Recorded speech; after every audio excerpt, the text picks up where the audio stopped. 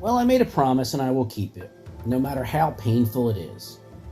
A few weeks ago, we talked about Citadel, Amazon's $300 million spy show.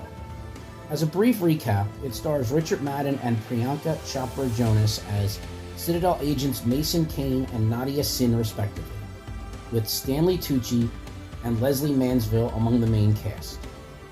Now, 8 years ago, Citadel fell.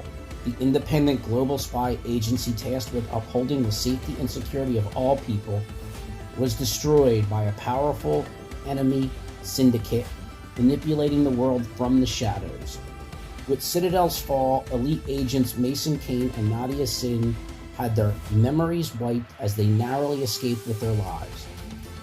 They've remained hidden ever since, building new lives under new identities, unaware of their past, until one night when Mason is tracked down by his former Citadel colleague, Bernard Orlick, who desperately needs his help to prevent Manticore, the evil entity here, from establishing a new world order.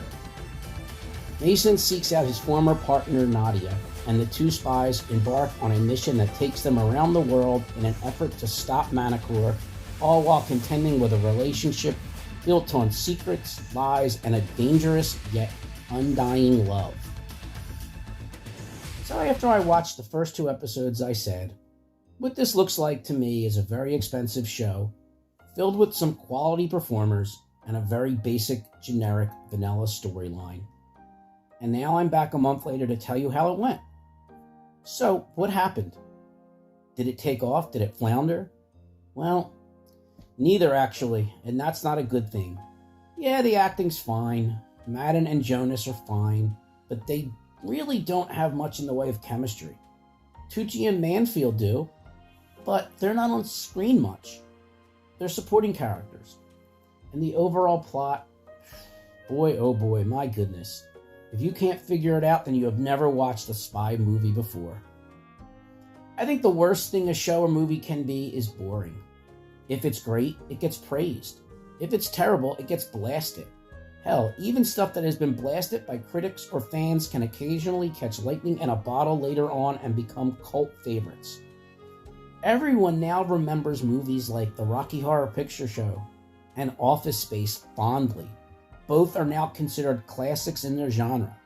But did you know both were commercial and critical failures at the time they were released? My point is, even something that is hated at one time can become loved. Why? Because hate and love are emotions. Emotions can change. What we have here, however, doesn't elicit any emotions at all. It's impossible to love because it's slow and formulaic. It's impossible to hate because the acting is decent and some of the action scenes are too. But for $300 million, I expected a lot more than just a boring rehash of the spy genres of the past. Stilted dialogue, disjointed scenes that take you 8 years back or 9 years forward in a dizzying attempt to tell a story that hops from one world city to another with no real rhyme or reason, especially in the finale. I lost count how many time jumps there were after about a half dozen. Look, Amazon should be commended for trying to launch an original series not based on any previously existing books or movies or TV shows, because we don't get enough of that in this day and age. You know what we get: the reboots, the sequels, the prequels. Let's redo this story, let's redo that story for a modern audience. However, just because they try to do something original doesn't mean that we can just turn a blind eye to something that's pretty boring. Its cast is strong enough, and if it's given the right play up by a good writer or good producers, this might become something. But it's not there now. It's only 6 episodes, so if you wind up watching it, it's not a big commitment of your time. But if you don't, you do not miss anything.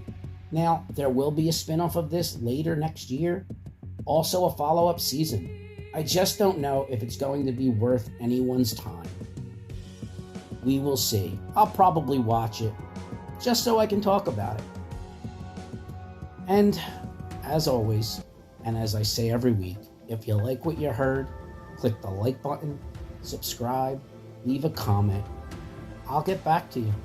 And if you did not like what you heard, well, I do thank you for your time, and I'll see you next week.